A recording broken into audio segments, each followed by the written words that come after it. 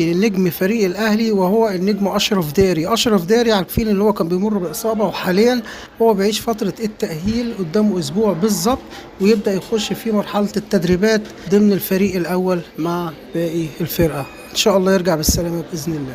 من الاخبار المهمه لكواليس النادي الاهلي وهو النجم النيجيري كيفن كارلوس. كيفن كارلوس بيلعب في نادي بازل السويسري.